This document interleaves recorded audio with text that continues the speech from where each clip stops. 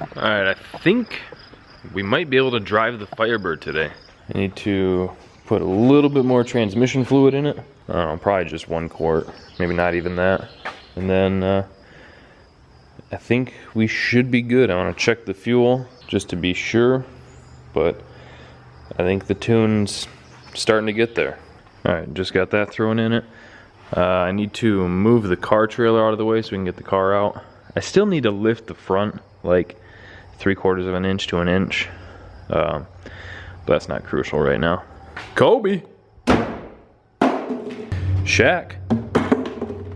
So yeah, got the car trailer here because we were going to take the RX-7 and Jack Black to the track the other day, but it got canceled because of rain, which sucks. I was really looking forward to running it and seeing what the truck would do. But literally, this trailer was over at my dad's, so I had to load up in my truck, go over to his place, about 10 minutes away, get there. It was so hot that I spent like a half hour fixing the air conditioning on the truck, which the plug to it wasn't getting power, so I ended up just running that to a toggle switch in the cab, which killed me inside drilling a hole for a toggle switch, but it was just so hot out that I couldn't handle it. And then had to put a bunch of Freon in it. Finally got that working, hooked onto the trailer, came back here, had to change the spark plugs in the car because it had TR6s in it, and I put BR7EFs in it because the TR6 is around like 10-12 pounds. It was starting to blow the spark out a little bit, which is the same problem I had on the truck, which is why I robbed the spark plugs out of the Firebird, threw them in this, took it for a test trip, seemed great. Came back here, loaded the car up, backed it up here, went inside to cool off for a little bit, and then the track canceled the event. And it was like 75% humidity. I'm just looking like I got out of a swimming pool, just absolutely hating life, but oh well. Yeah, I'm gonna get the trailer out of the way, and hopefully this thing's still acting right. Because in the last video, you could hear that there was a little bit of a misfire. I changed nothing in it at that point, and then let it sit for a day, come back out. I ordered a new cam and crank sensor thinking something was weird with those, and it just wasn't happy. And came back out here yesterday and the car fired right up and idled fine. So, don't really understand that, but, you know, knock on aluminum, we'll take it.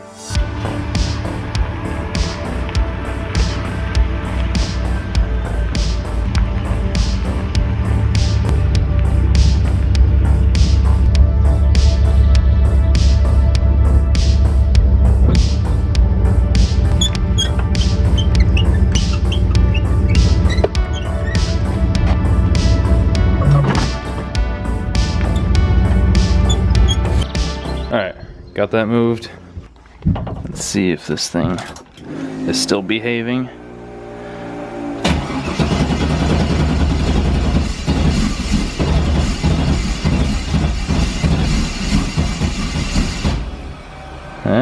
Not really.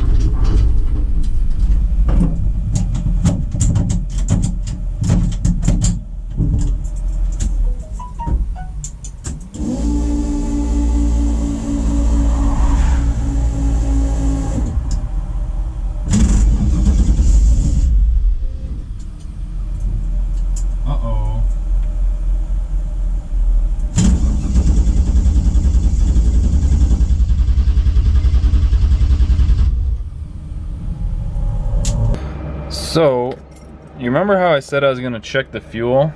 I think we should be good. I want to check the fuel. Well, the hatch wouldn't open, so I said screw it. I put 4 gallons in not too long ago. There's no way it possibly went through 4 gallons already. It doesn't sound like the pumps picked up any fuel there.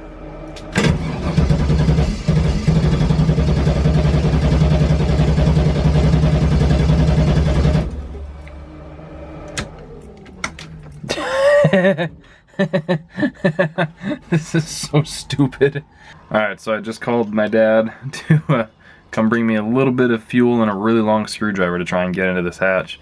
Because I've always used like a engine dipstick, and it was just like too flexy this time for whatever reason. Normally it just pops it real quick. But he has like a 2-foot flathead screwdriver that he's gonna bring out. Man, I can't believe it went through that much fuel already. That's crazy. It's basically just been idling in the garage. I took it like down the road about to where like right where the car's at right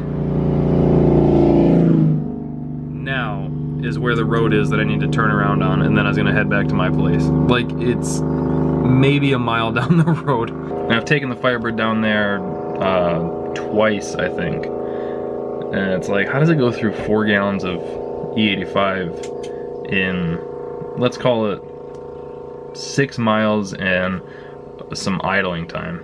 That's crazy. But yeah, hopefully Pop shows up before the cops do, because this thing's not exactly legal.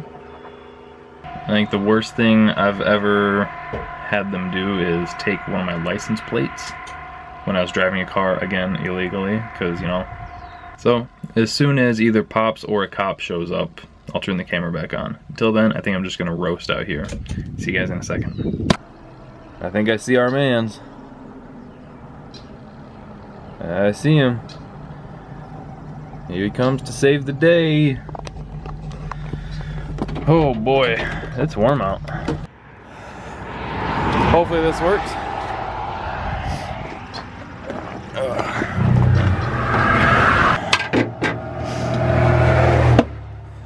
Please just be out of fuel. Oh yeah, I'd say she's empty.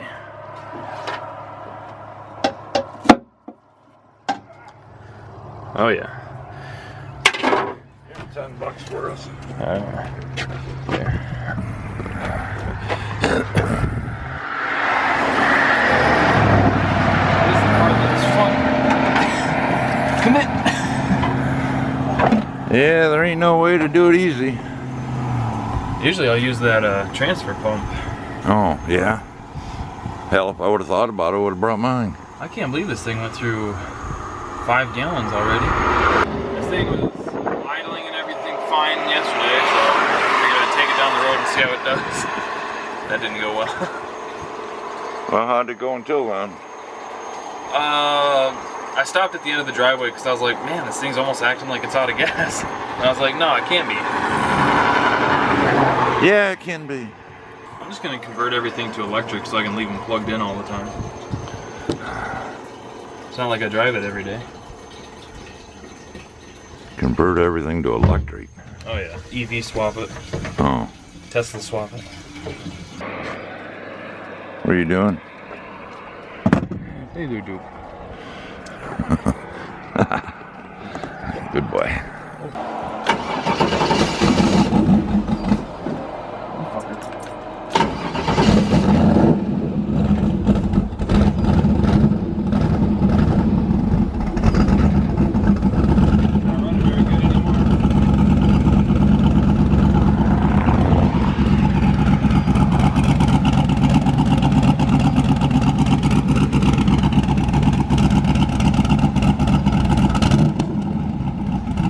Missing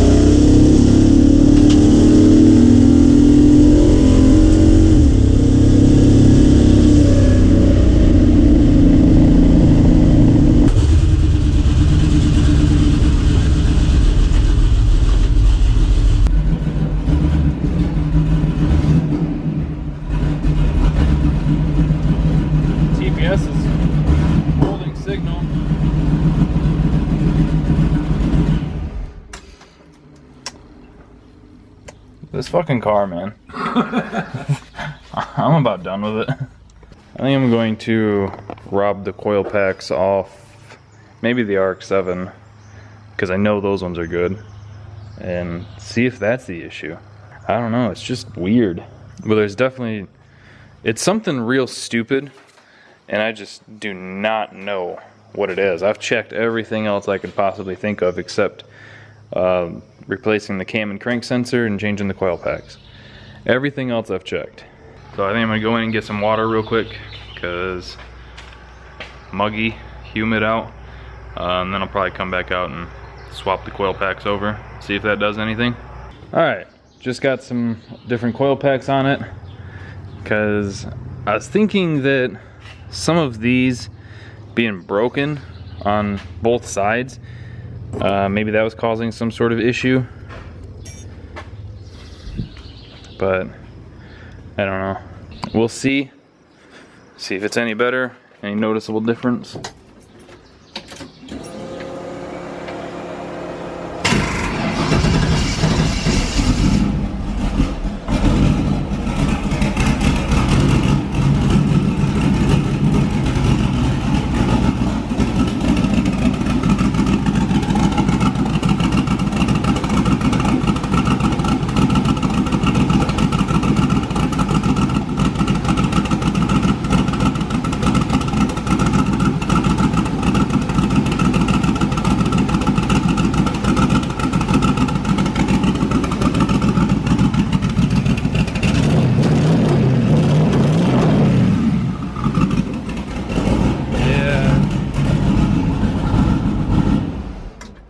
Yeah, it's still not happy, so I don't know. Look at that turbo spin though.